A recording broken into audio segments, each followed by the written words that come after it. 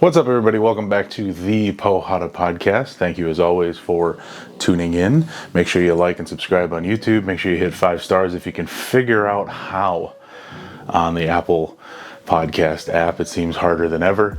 Thank you for following the show. Thank you for sharing the show.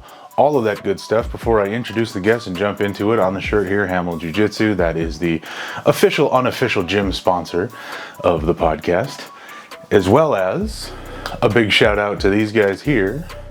That is Salt Electrolytes. If you like using hydration stuff, if you like using electrolyte powders and whatnot, give these guys a shot. A little bit cleaner on the ingredient list if you're into that sort of thing. A little bit purer in terms of the flavor of it. A little less salty than some of the other brands. Time around, I just got back from Warman Muay Thai, technically in North St. Paul, but right on the border there, as we talk about, of Maplewood. I'm kind of in love with Warman Muay Thai. Huge energy. Very, very positive, big program, a lot of successful fighters, 1 or 2 big fighters at the kid level and the adult level coming out of there. Coup, who I am about to talk to for you, is doing a killer job over there. Big smiles when you should, a little more serious frowny face when you should. Great coach, in my opinion. I've been around a lot of coaches and I really like the vibe of this place. So without further ado and no more rambling on my end, my conversation with Coup from Warman Muay Thai. All right, brother, introduce yourself. So I'm Coup Lee, raised in St. Paul, Minnesota. Founder of Warman Muay Thai. I've been doing Muay Thai for about 15 years, and that's all I know. Say your full name. Coup Lee. Coup Lee? Yep, Coup That's Lee. it? That's it. It doesn't have a big long thing? No. What's your name on Instagram then, isn't it? It's a sexy Asian invasion. It's a what?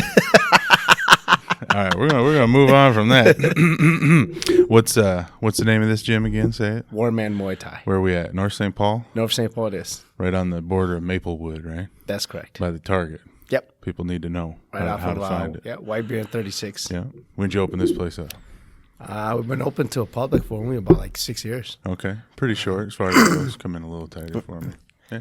Yeah, it's only been about 6 years that we've been open to the public, but as a crew and a team, I think we've been functioning for like maybe 12 years. You like renting space before that from Yep, somebody? yeah, we're just renting space from other gyms. Uh-huh. We train out of other gyms, like numerous gyms. Yeah. Find space where you can do it. Yep. Who's we?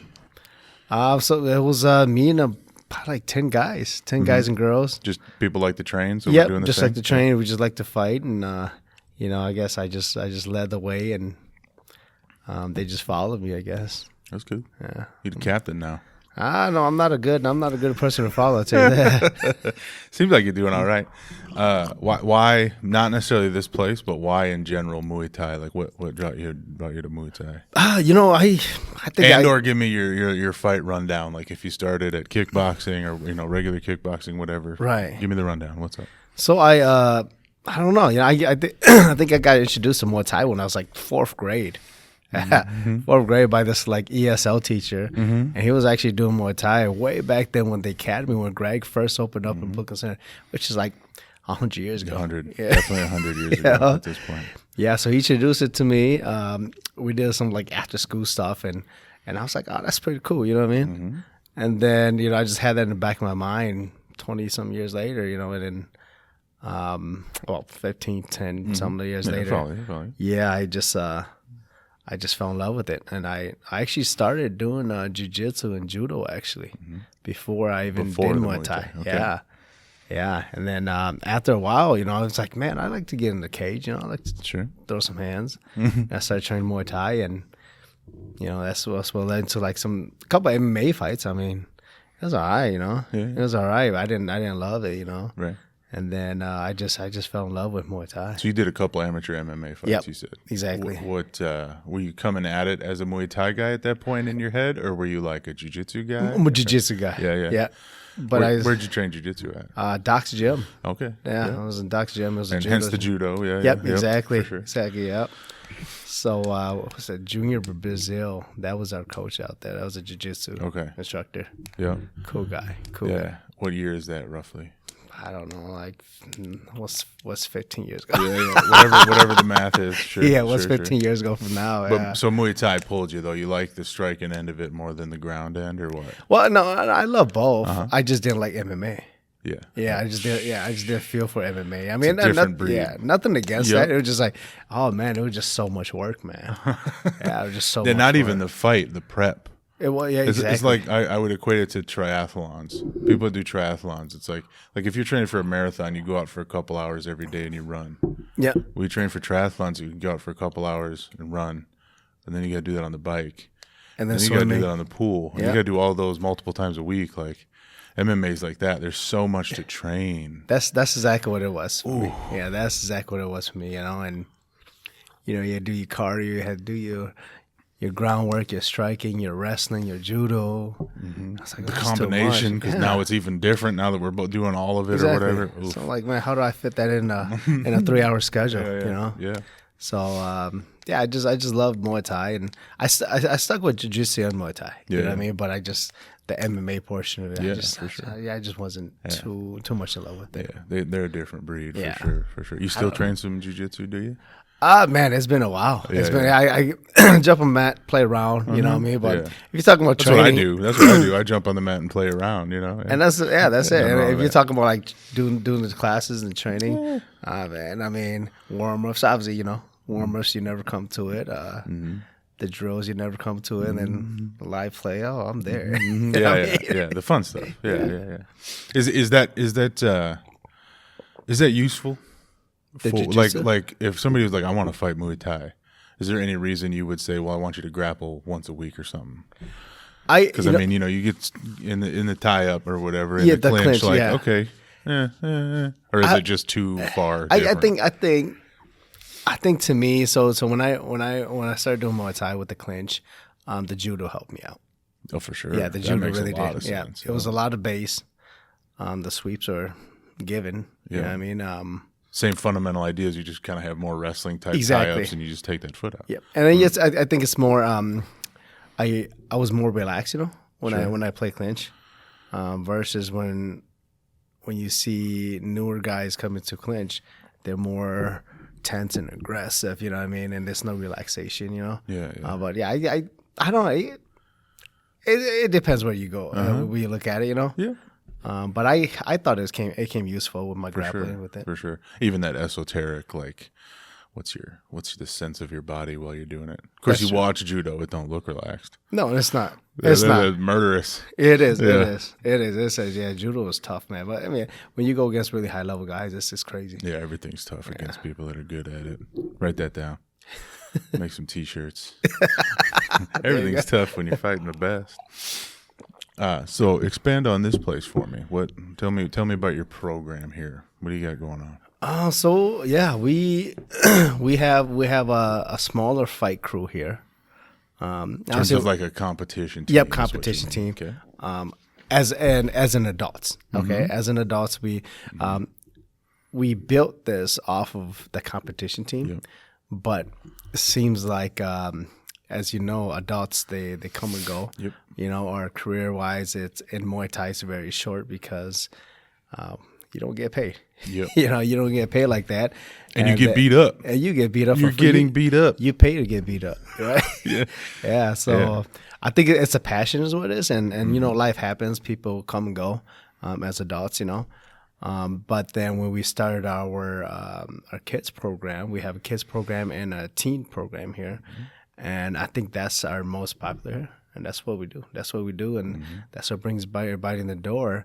And majority of our competitors, you can say our fight team now is mostly teens and the little kids. And they compete regularly. Just last week. Yeah, Right. What was last week? That was a USA Muay Thai Grand National in Delaware. Delaware, okay. Yeah, so we brought like 5 kids out there. 2 teens, and 3 teens and 2 youth. And the youth, man, that kid, he took the belt he took his bracket, and he's representing the U.S. for Abu Dhabi in the fall. Yeah. Just going to a high level tournament across the country and having 5 kids, that is the indicator of the team you've built. Like kids, youth, like traveling across the country, and to have that many, like, it'd be like the one-off kid whose parents are all in or something usually. So like that. And plus I was here. How many square feet is this place roughly? For 5,000. Okay. Standard-ish for a lot of fight gyms, right? This place is packed with gets kids. there. Well, the day I was here taking some footage and having fun and stuff, it was completely packed. That was a small day too. That was a small day. Yeah. So just to emphasize the point of the program we've built here, like clearly something's working. Yeah, we love it. I mean, I love it. I love it. Clearly. Yeah. I mean, I used to have hair before I taught kids class. I'm never touching kids class. Never. I like having hair. Well, I was joking around with a couple gyms owners and everything, and I'm like, hey man, I can see why you guys don't have kids class, man, because you got to have that patience, man. Yeah. But it's also, I mean, to your point about it started as a small fight team, now it's a lot of kids and select adults. Like that's kind of typical. Yeah, like it's the kids programs that keep the lights open. Like that's talking brass tacks. That's exactly what it is. Lights on, I guess.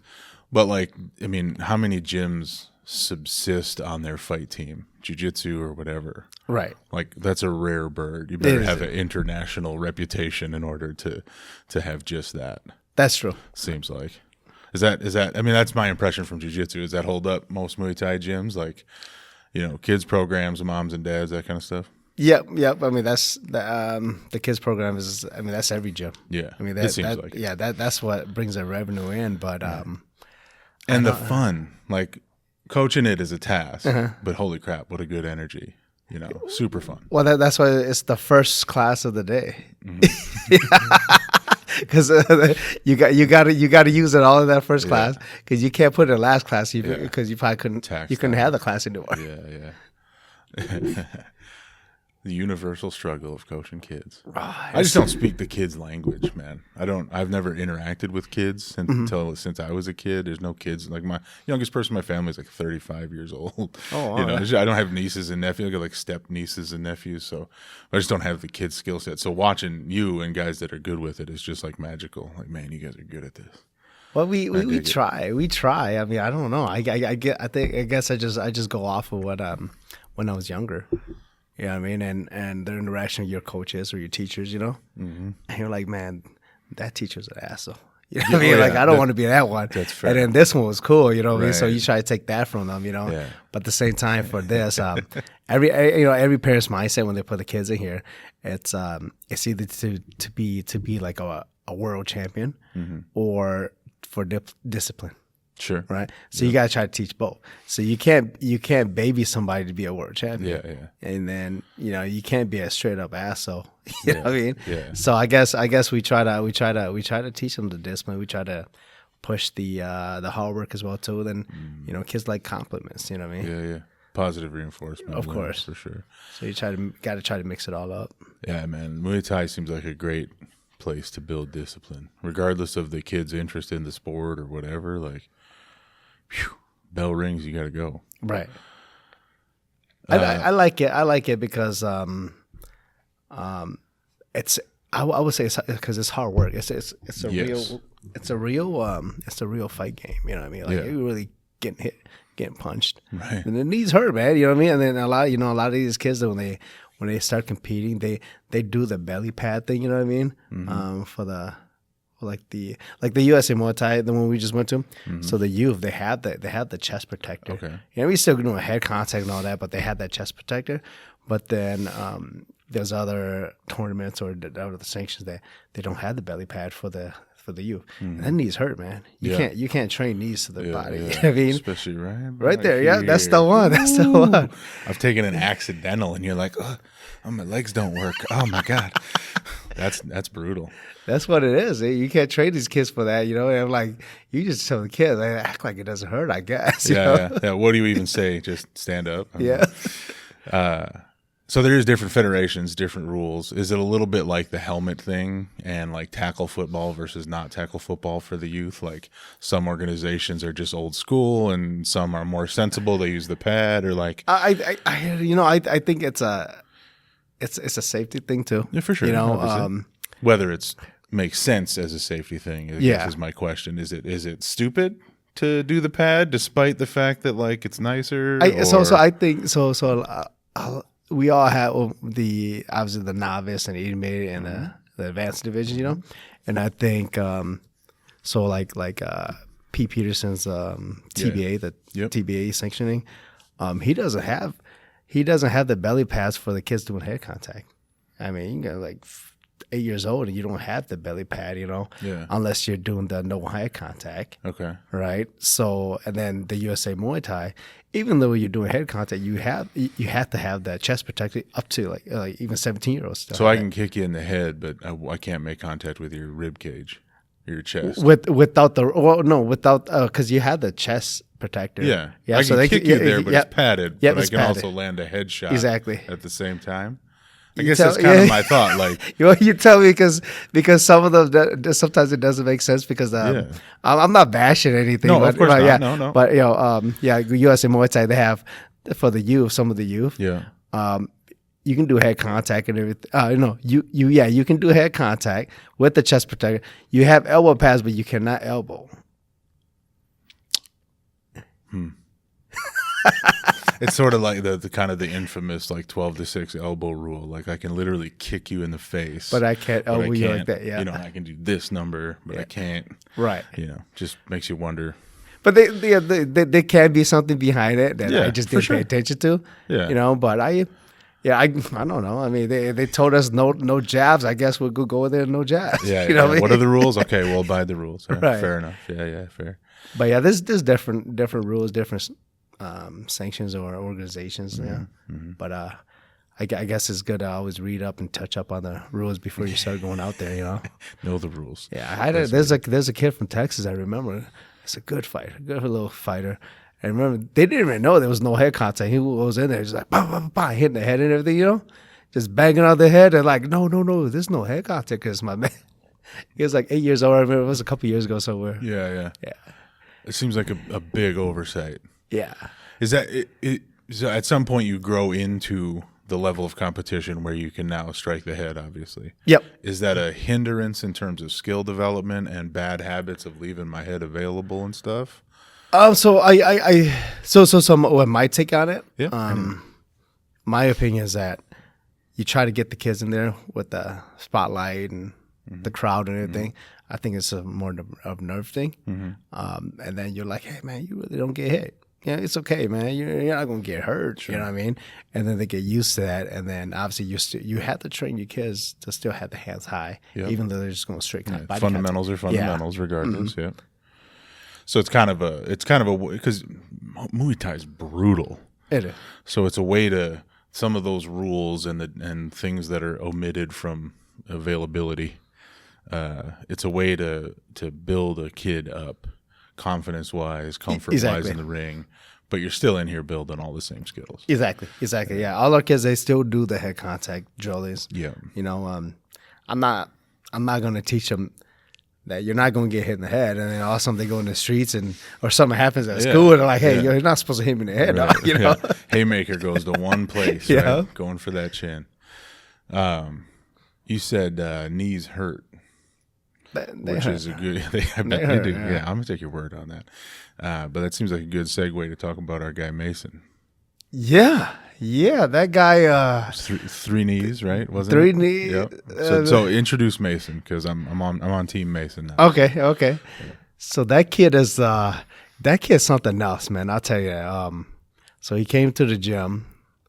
Went right after COVID, literally right after COVID when we opened up, right after COVID when they allowed us, and like 18-year-old kid, man, 18-year-old kid, long hair, came in and he just wanted to fight, man. He brought in his guys in there and a couple of his friends, and they were just beating up on each other, like doing drills. They didn't even think about the drill; they were just thinking about heart. And, and it turns out the kid's a decent jiu-jitsu kid. He's a very, very good jiu-jitsu guy. Purple belt or something Purple like belt, that. yeah. Over at Bellum. Shout out. Exactly. Belton's a good gym. Yeah. But that guy was he was solid. He came out and he was putting in the work, and I was like, hey man, let's just skip all these like smokers and scrimmages and let's put you right into the fight. And goes in there and fights, and I swear to God, man, I swear when he dropped the kid with the knee too in this first fight. Yeah, his first fight was a knee too. I didn't know knee that. too, and then guy got up and then he just threw away hands and just dropped the kid.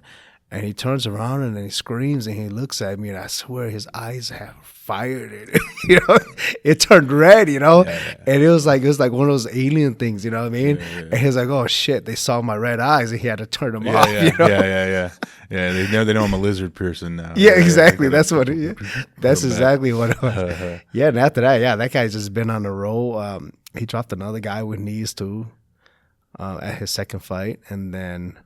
After that, I have just knees after knees, and I guess he just found the home for his knees. Yeah. And but the thing is that this kid, he's got heavy hands. Mm-hmm. He's got a good fight IQ. His eyes are very, very like well developed. Mm-hmm. He doesn't blink. Yeah. I remember I had a friend, Richard Abraham in Illinois. He was like, you know what? If this kid didn't fight, he'd be a serial killer. Yeah, keep fighting. Yeah, right. Keep fighting. So yeah, I mean, he's decent. He went in that tournament. Tell me about the tournament from 2 weeks ago now. Yeah, but it was about 2 weeks ago. So the tournament was it was an 8-man tournament, and then it was a $10,000 purse, $500 for each knockout you get, bonus. I didn't even know about that little extra coin on top. Okay. And then the big prize was the K1 contract or the Tokyo contract out there. Yeah. So that's what he was fighting for. Husky Fat Productions. Husky Fat Productions. Yeah. Kind of. And Mason said they're sort of the official, unofficial feeder into K1 at this point. Exactly. So they're the one that's fighting fighters for them, and big shout out to Scott out there at Husky Fat, Stephen Wright as well too. They're the one that's matching up and everything. But man, yeah, they did a great job. They matched them up. With a bunch of very experienced pros, very experienced pros. Mm-hmm. So he was the only one that was an amateur out there. So I didn't know that either, man. Yeah, I'm just more and more intimidated by Mason. Everything I learn about him. Yeah, it's crazy because the press conference, there was like lights everywhere, but then they put him to the side with no lights. Mm-hmm. The crowd was just like, "Hey man, why you so quiet? You scared?" You know what I mean? And Mason's like, "Man, I'm just here to fight, man." You know what I mean? And his serial killer face and shit. That's why I called him the Stoic in that one post. Mason the Stoic, because he's just. Well, people here at the gym now, they run with that now. They like calling him the Stoic. Oh, is it landed? Like it. All right. Yeah. I'm a branding expert. Yeah.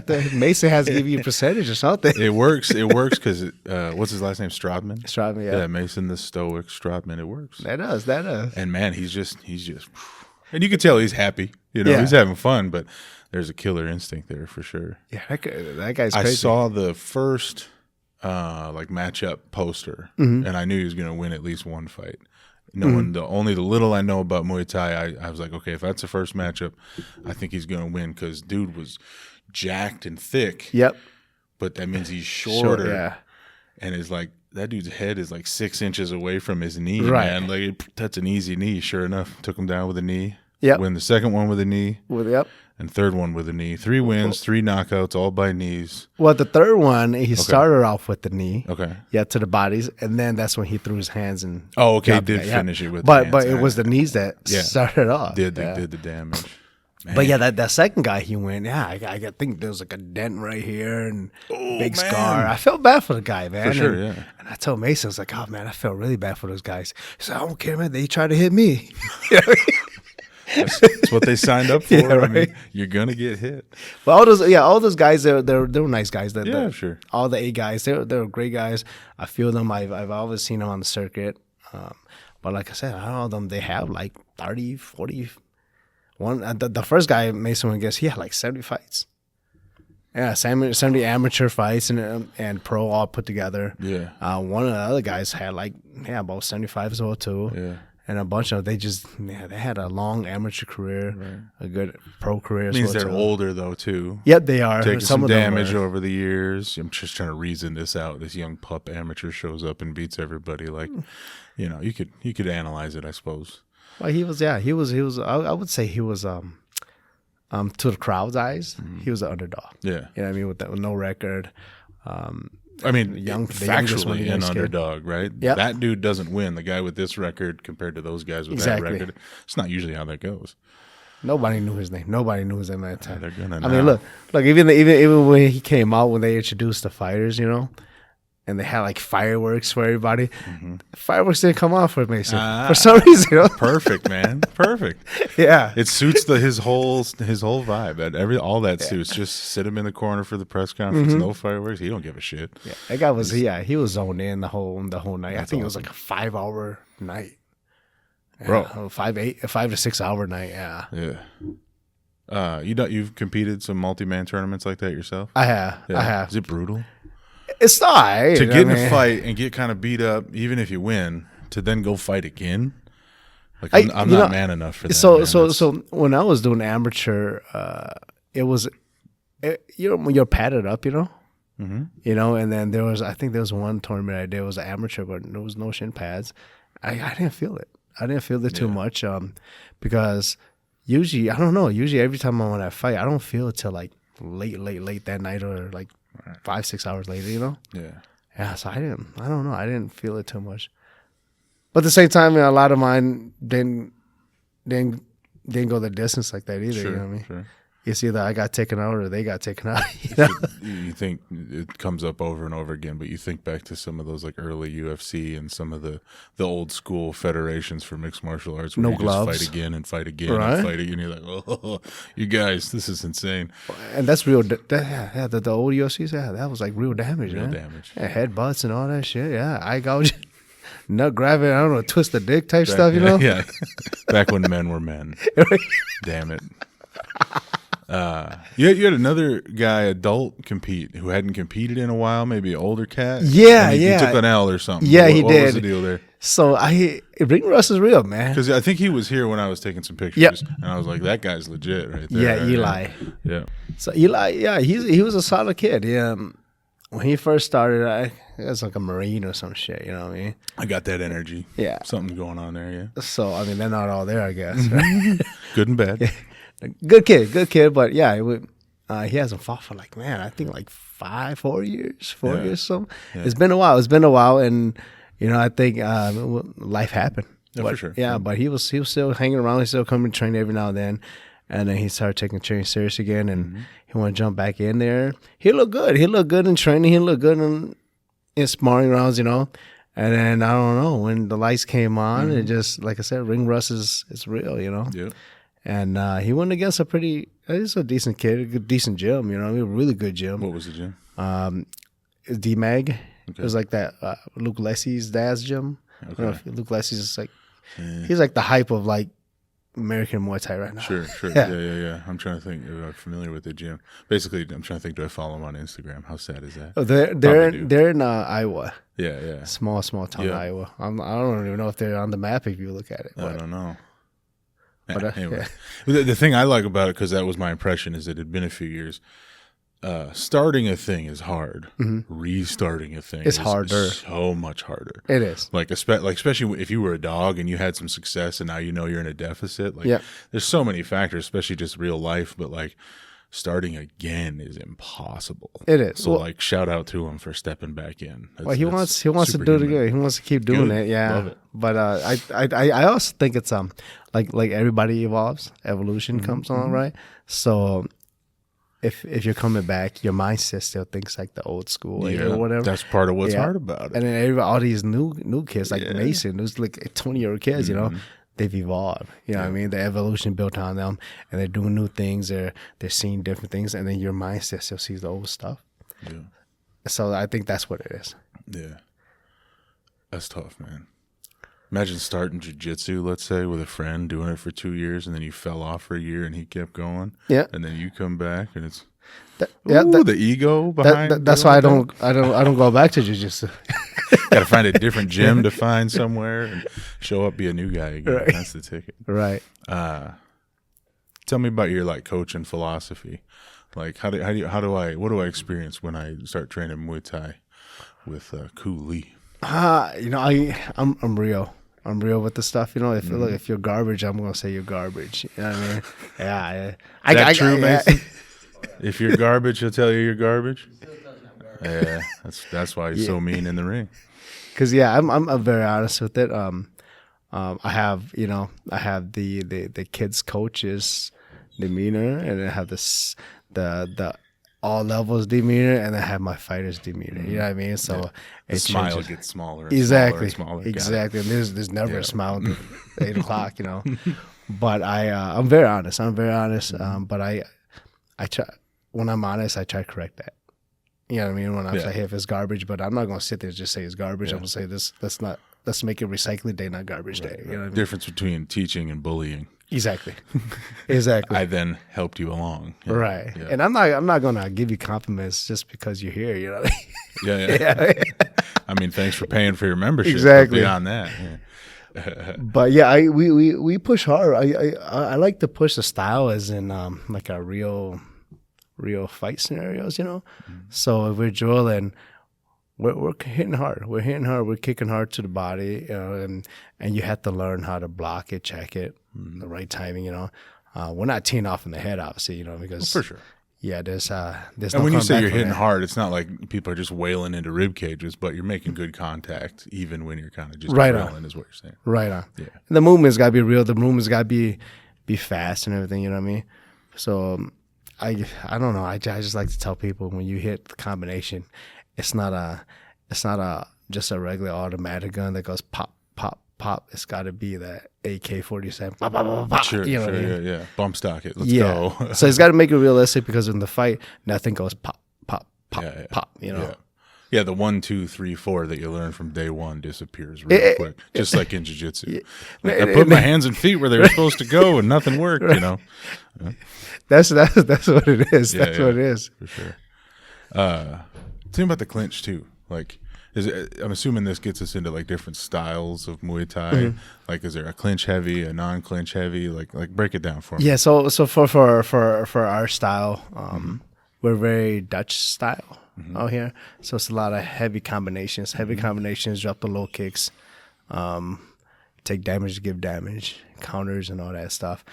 So the clinch here, I'll be very honest with the whole world.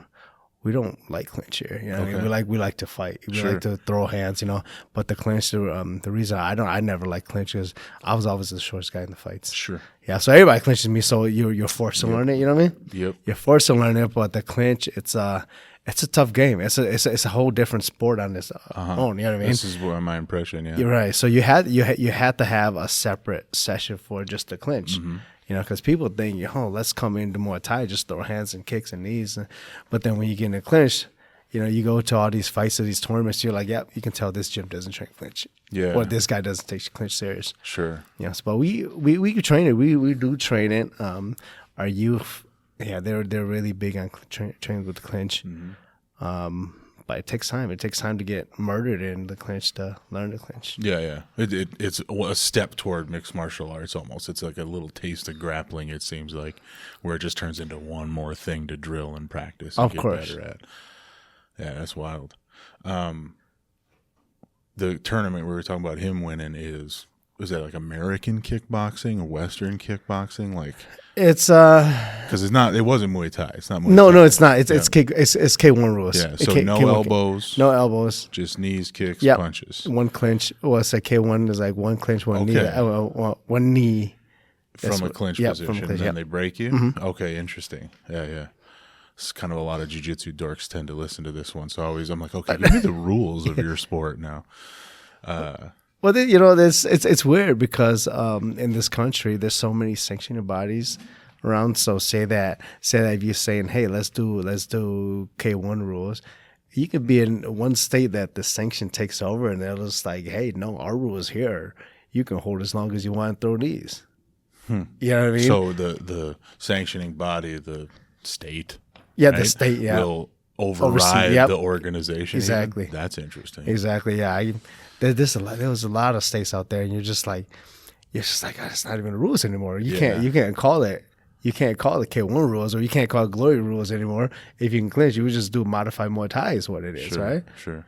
Yeah, and then this was like Illinois for the Muay Thai rules. they can't. There's no elbows allowed, you know. So that's the art of 6 arms.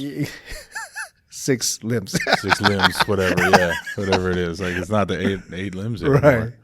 So I don't know. I don't like there's a reason for the sanctioning bodies. There's for safety reasons. Absolutely. But there's then it comes ridiculous with these types of sport. You know what I mean? It's kind of a universal problem in life. Things get bureaucratic and. Yep. Yeah. What's better, Muay Thai or like K1 style kickboxing? You know, so trying to get you to say something controversial. I'm not. It's all good. Well, you know, we are Warman Muay Thai. We're not Warman K1. You know what I mean? But no, I love the kickboxing style. Yeah, way more. I've always I fell in love with it. My first coach I went to, my still now coach, is big on Dutch kickboxing. So I love the kickboxing flow. Is this the same kind of thing like Caitlin Olsen? Olsen? Young. Caitlin Olsen. Is it Olsen now? Is it? No, that's an actress from Always Sunny in Philadelphia. Caitlin Young was a Dutch style, and she kind of had this. Are we talking the same thing, or is this a variation within Muay Thai? Okay. So if you're talking about Dutch, you're looking at like the old school, the golden era, like Remy Bonjasky. Okay. You're talking about Ernesto Hoost. Yeah. You know, Peter Urch. Like probably the only 3 names I would recognize, but I think I recognize all 3. Hoost especially, obviously. Yeah, and then like Mike Zambides, those old school guys, and you know they're just like, Andy Sauer's a great guy. You know, he was a great Dutch guy. You know what I mean? Yeah. So it's flow of the combination, great boxing, drop the low kick, bah bah. You know, and you get hit, you come right back. Yeah. There's no timing. You know, like you can't sit and wait the timing. Okay. You got to just, you know, sure. You're in the game to get hurt. Yeah. You know, so I like that. I like the flow. I like the combinations. I love it. I love the damages. Muay Thai is great damage too. Don't get me wrong. It's brutal damages. You know what I mean? Yeah. Just having watched a little bit, trust me. So it depends. Like I would say, sometimes it depends who you're watching to. You know. Mm-hmm. So I don't know, man. You can look at. Like Lerdzilla, you know, like right now he's big on that. He's a really good timing guy. Mm-hmm. You know, he's a really good timing. He sits around a little longer. Yeah. But then, you know, you're looking like I don't know, let's say like Bokal. That guy's there to just throw. You know, he's throwing. He's throwing a lot of punches, throwing a lot of kicks. You know, he doesn't wait too long. You know, so I guess it's who you're watching. Names and look this up. Yeah. Yeah, so I guess it's who you're watching too, but I've always loved the kickboxing. Yeah, the fight. Yeah. Let's throw. So anyway, like in this country, I would say that kickboxing, people mix. They get confused with the kickboxing. They think kickboxing is karate, long pants, the kickboxing style, which is still kickboxing. Yeah, you're which kicking is still and punch. Yeah, but it's not. To me, when I say kickboxing, I really mean like the glory, the K1 style, you know, hard hands, hard kicks, like trying to kill somebody out there. Like Mason said, "They try to hit me, I'm gonna try to kill him." You know, I wasn't gonna hit him, then he tried to hit me. Right. It's interesting. One of the last things I'll talk about or ask of like jiu-jitsu black belts when they're on here is I'll say, "Give me advice," and I'll have them frame it per the belt ranks, just because that's how it kind of works. So I think for you, I'll frame it this way. I come in here, I want to start training some Muay Thai. Then what? What's your first answer? What's the process? What's your advice for me? Consistency. I would just say that. Just keep coming in, trust the process. I think that's so you're talking about like the belt. If you're looking at belt ranks in Muay Thai, honestly, this is really it's like boxing or wrestling. There's no belt ranks in Muay Thai really. Some people do like an armband. Yep, the armband. Right, I think it's more of a like something to achieve is what it is, like advanced class or something like that. But the thing that pulls away Muay Thai from a lot of people is what am I working for? You know what I mean? Like, what am I working for? I'm coming here every single day, and some people are like, I really don't want to fight. But what am I working for? You know what I mean? I want to rank or something. You know what I mean? So I think that's why a lot of the Muay Thai sport in the business aspect, it doesn't last too long. Yeah. And even kickboxing, you know what I mean? But if, say, there's a lot more amateur opportunities, like amateur boxing, where there's a lot of tournaments every single weekend, or jiu-jitsu tournaments every single weekend. I think that's something that people have something more to work for. Yeah. But I don't know. I would just tell people, man. I was like, hey, man, just trust the process. I didn't want to fight when I first started doing Muay Thai, really. I just wanted to just do it. And all of a sudden, it's like, my hands get itchy. I want to see if this really works. And you just start fighting. Yeah. Same thing as jiu-jitsu. I didn't want to compete, and all of a sudden I'm like, hey, man, that sounds fun. $50, I'll pay you. I'll pay $50 to get beat up, So it's almost like trust your instincts. You came in here for a reason. Your interest is sound. It's a good decision. Now wait until it starts to feel real. Exactly. Before you make a decision if you're staying or not. Wait till you realize, oh, no, I'm getting the hang of part of this. Yeah, well, you get that sort of positive feedback before you decide to just bail. Well, because everybody comes in and they have this image of Muay Thai, but they don't have the look of the hard work and the pain tolerance. Yeah. Because I'll be honest, our style is not meant for everybody. Sure. That's really not. You come in here, and we do a lot of body conditioning, throwing low kicks with each other, and we really check here because we want to build the legs. And people come in here like, oh, coach, I can't walk. I gotta cancel my membership. You know what I mean? And I'm not mad at them. I'm just like, maybe this style's not for you. Sure. But look, if you go to another gym and sign up and you become successful there, to me, it's still a win because I'm like, hey, you're still in Muay Thai. Right. Big picture, what are we talking about? Now, you kind of quickly said something there, and I'm going to have you expand on it before I let you go. Leg conditioning, we don't check so we can condition our legs. So you just take leg kicks? Yeah, so our just like get used to it is what you're saying. You do, but like the way I draw, like there's a lot of gyms that doesn't agree with that. A lot of coaches don't, and there's a lot of gyms that agree with that. Yeah, and this is what I like. I want to hear the different styles, the different preferences, but that sounds murderous. So my take on the low kicks, you can't check every low kick. You can't check every single one. So if you're a type of person that drills and checks every single low kick, the second you go against like a Liam Harrison, that guy's gonna get a low kick. He'll tell you he's gonna throw a low kick, and he'll still get it. He'll tell you exactly when and how. Right. Give you a heads up. And then you still take the low kick, and you're like, I'm not used to this, and I buckle. Sure. You know what I mean? Yeah. First two low kicks, then you buckle, and then you start worrying about that. You know what I mean? For me, I like to have the body condition. So hey, if you take it, if you take that low kick, you build it. And you're like, I'm used to it, right? But then, obviously, when you take the low kick, you make sure you give one back. Right. You just don't stand there. Take the low kick. You know what I mean? Yeah. I'm not training you to stand here and eat low kicks. Right. So. But I'm big on that. I'm big on that. But I'm still big on you still got to check too. For sure. Yeah. For because sure. But when you take one, you can handle it. And that's mental. Back, I'm assuming as much as like your tissues. Right. Like the pain sensation is something you're used to. Right. You got to get used to it. It takes time. People could try to come in here and they're like, hey man, my legs hurt. I'm gonna take a week off.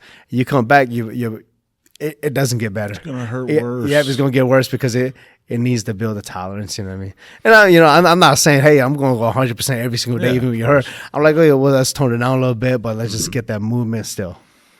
But like I said, it's everybody has their own style. Everybody has their own teachings. I would equate it to like I'm a bigger dude, so I'm rolling jiu-jitsu, standing. Working against someone's guard tends to go better than me playing my guard. Mm-hmm. That's a trap. It is. Because sooner or later I'm going to be on my butt and that big fella's just going to murder through my guard. I should have been practicing my guard. Kind of same thing. Like, all right, you probably get your chance to pass, but guess what? Sooner or later they'll be on your butt. Right. Sooner or later you're going to catch one to the thigh or whatever. That's exactly what it is. Be used to it. That's exactly what it is. I dig it. What else? Closing thoughts? Shout outs? I would just say that we're big on our kids program here. We're big on our youth program. We actually built a nonprofit out of here as well too. Oh well, man! Shout that out. Let's go right here. Okay, right what's RPM? RPM is Right Path to Miracles. Okay, tell me about it. It's geared more towards the youth here, kids and the teens. This is like a scholarship program to get them in, or what's so it's actually a mental health, more of a mental health thing. I've actually lost a teenager here to suicide, and I think that's what motivated us to open up the nonprofit because COVID happened and all that stuff, and they don't have an outlet. Yeah. And I would say like some kids, they escape school, they escape home, and they come here. Yeah. and we try to open our doors to every single kid here. Money, gear, timing, transportation. We try to find a way to get them here. So the nonprofit we just built something out of Muay Thai as well too. So we try to get kids to come here. Then obviously the Muay Thai is our base, our platform. But then we have outings, we have extra activities, we have networking, we have job searches for them. We do everything for these kids. So something comes up, what can we do? Exactly. Kind of so so we try to get them to network with each other, to socialize with each other. Because some kids they don't have nothing. What I mean? Or I mean, money's there, but then the friendship's not there. The socializing is not there. School's brutal. What I mean? So kids are brutal, man. Yeah. But here, hey, another kid's brutal here, man. You can hit them back. That was part of I told him to be brutal. Now you be brutal. Have some fun. Exactly. Yeah, and that's the point of all this bullshit. Let's be honest anyway. Like, who really cares? But as long as we've networked, we've built some community and got good relations, good to go, man. So I dig it. So that's all I'm really focused on is on my kids program here. Yeah. And the nonprofit really helps out with that too. Yeah. And it's good for you. I dig it. I don't know. I mean, my wallet goes more and more empty by the day. I don't even know I don't even know that hole is even there anymore, dude. I don't even think the wallet's there anymore. Yeah, you had to trade it in. But the impact is good, so whatever. It is. I'm happy with it. I'm happy with this. So. Yeah, perfect. Thanks, brother. Thank you. I appreciate you coming on, man. Thank you. Man.